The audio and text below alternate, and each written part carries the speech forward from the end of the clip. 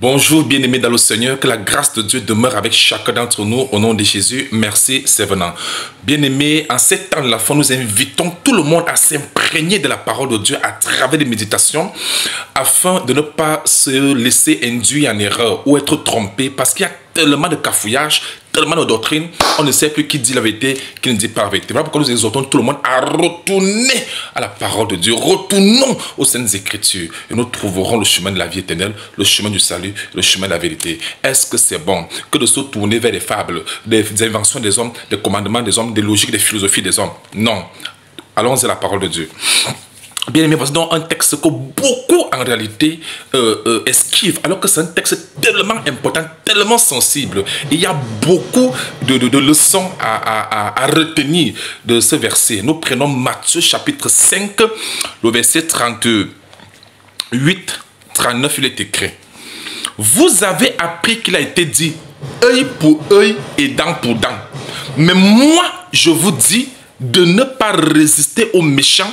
Si quelqu'un te frappe sur la joue droite, présente-lui aussi l'autre. Ça, c'est un passage, une déclaration du Seigneur lui-même. Et beaucoup esquivent souvent cela. Nous allons méditer cela. Vous allez voir qu'il y a beaucoup de bénédictions, beaucoup de leçons dans cette lecture-là.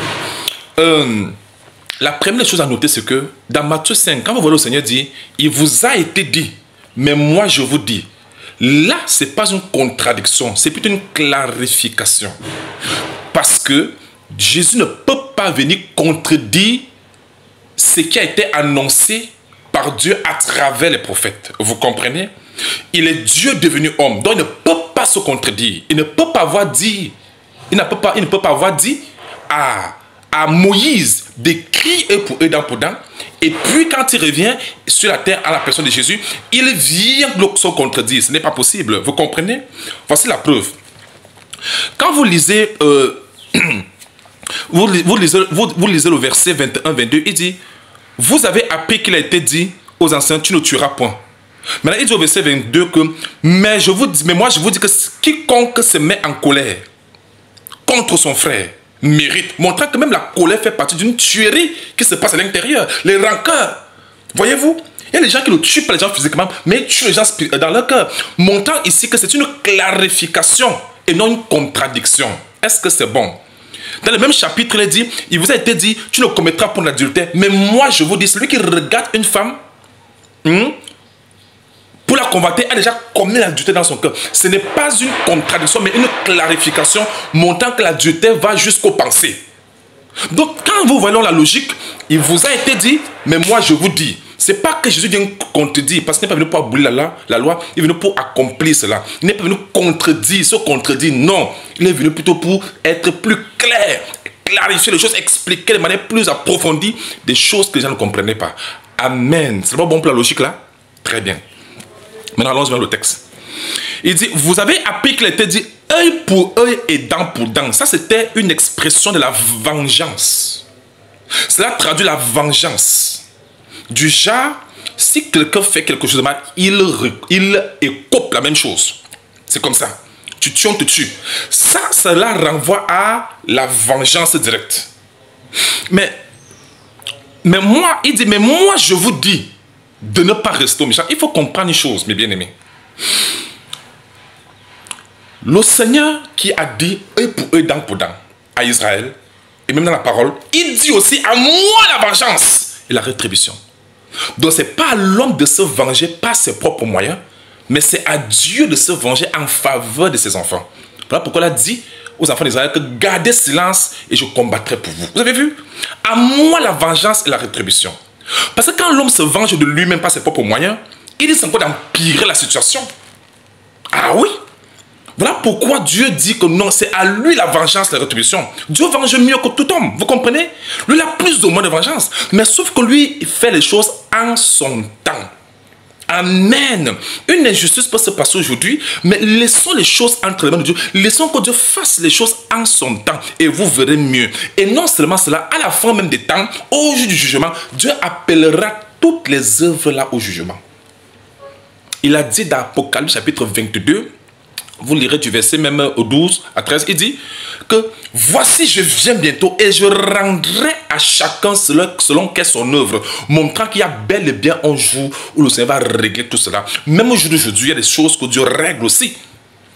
À lui la vengeance et la rétribution.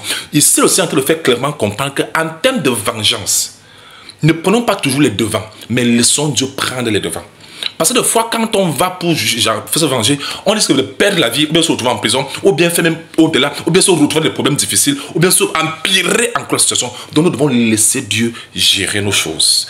Amen. Ou alors, laisser l'Esprit de Dieu nous conduire en toutes choses, qu'importe les situations. Vous avez compris? Amen. Très bien.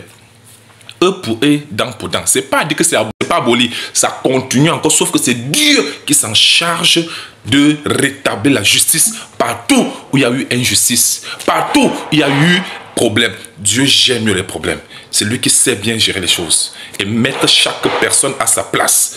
Amen. Avec le temps. C'est clair? Enfant de Dieu, ne t'hasarde pas à t'engager. Comment on m'a fait ça? Moi aussi, mais non. Laisse que Dieu te guide. Laisse que Dieu règle ses problèmes comme il veut et quand il veut.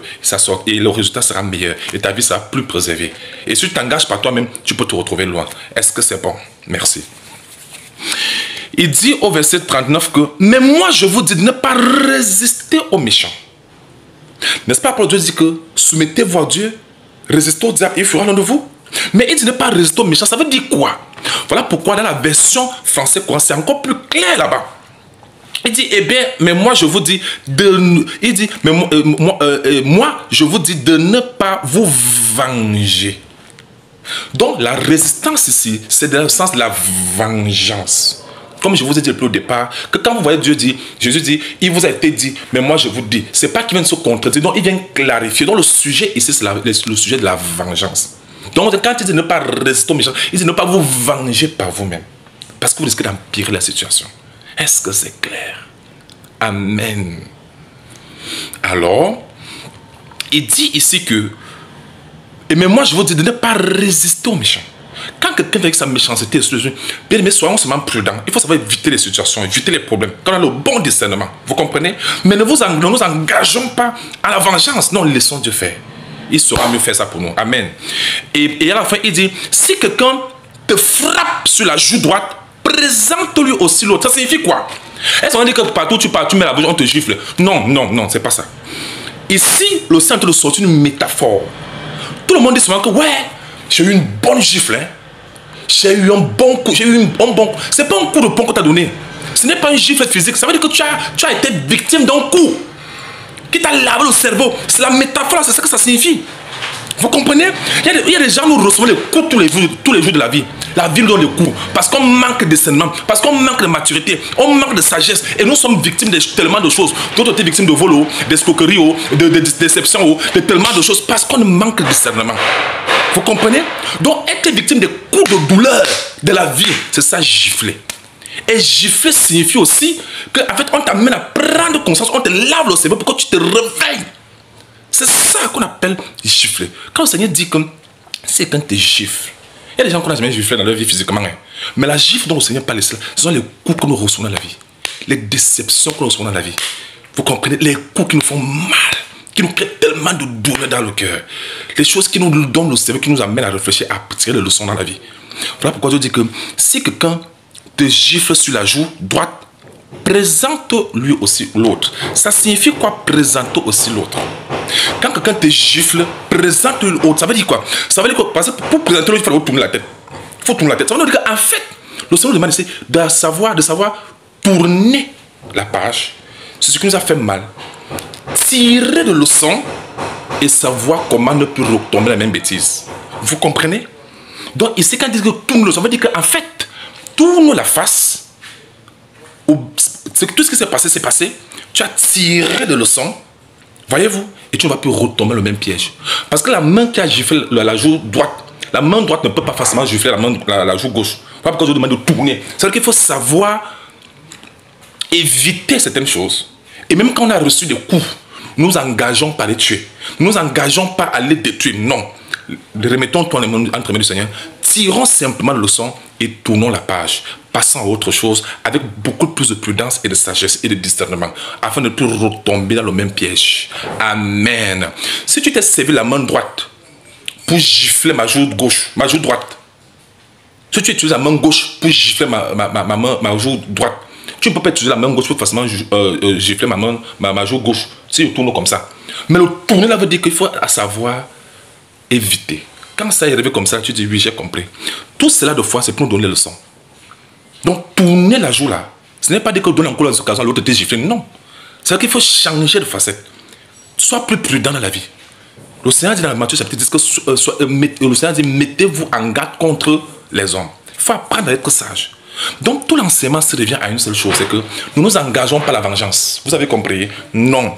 Apprenons à tirer les erreurs de ce que nous avons fait, les coups que nous avons vécus, les déceptions, les choses qui nous sont arrivées, qui nous ont infligé tellement de douleur. Apprenons à tirer des leçons à cela et tourner la page et passer à autre chose avec beaucoup plus de prudence et de sagesse afin de ne plus retomber dans la même bêtise. C'est tout simplement ça l'enseignement. Est-ce que c'est clair?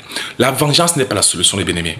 Tirons les leçons de nos erreurs et tournons la tête à cela. Bon, c'est arrivé, j'ai compris, j'ai tiré mes leçons. Ok, bon, j'ai tiré mes leçons. Maintenant, je vais maintenant recommencer sur les nouvelles bases avec beaucoup plus de sagesse. C'est ça la signification.